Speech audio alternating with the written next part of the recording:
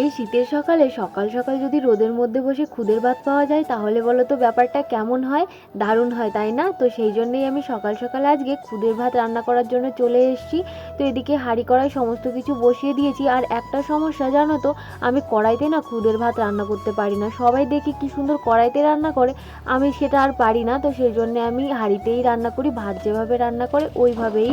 মা ওদিকে কাজবাজ করছে, মা আমায় বললো যে আজকে সকাল সকাল তুই রান্না বান্নাটা করে ফেল। তো সেই জন্য আমি চলে এসেছি। আর খুদের ভাত, সেই জন্য তো আমার মনটা আরও খুশি খুশি হয়ে গেছে। আর এদিকে দেখো বেগুন ভাজা হবে, তো সেই জন্য এখান থেকে আমি বেগুনগুলো বেছে নিচ্ছি। তো এই বেগুনটা আমি নেব, আর এখান থেকে নেব আলু। আমার ভাই আছে, কাকার ছেলে, ও আর কি আলু ছাড়া কিচ্ছু খায় না। তো সেই জন্য আর কি ওর জন্য আলু সিদ্ধ দেবো এখান থেকে। আর আমিও খাবো, আমিও আলু সিদ্ধ খেতে ভীষণ ভালোবাসি। তো এখান থেকে দেখতেই পাচ্ছ দুটো আলু আর একটা বেগুন নিয়ে নিলাম। এখন এটাকে ঝুলে ধুয়ে কেটে একদম সুন্দর করে রান্না বান্না শুরু করে দেব।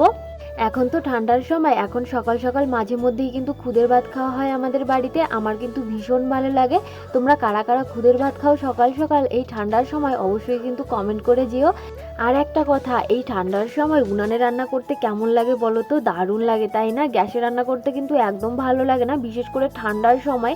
ঠান্ডার সময় উনুনে রান্না করাটাই বেশি ভালো লাগে সবার কাছেই, আমি মনে করি আর কি। আমার তো ভীষণ ভালো লাগে।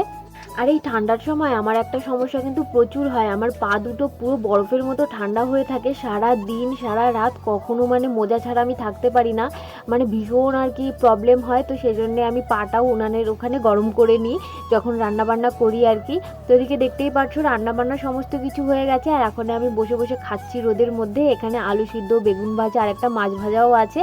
আর আমার থালায় মাছ দেখে আমার ভাই তো একদম লোভ সামলাতে পারছে না, আমাকে বলছে তুই ক্যামেরা ধর, আমি একটু মাছ খাই। তো এখান থেকে না ও একটু একটু করে মাছ খাচ্ছিল, আর মাছটা খেয়েই এক দৌড়ে চলে গেল, দেখতেই পারছো কেমন করে। তো চলো আজকের মতো এ পর্যন্তই। কেমন লাগলো আজকের এই ছোট্ট ভিডিওটা অবশ্যই কমেন্ট করে জানিও। টাটা।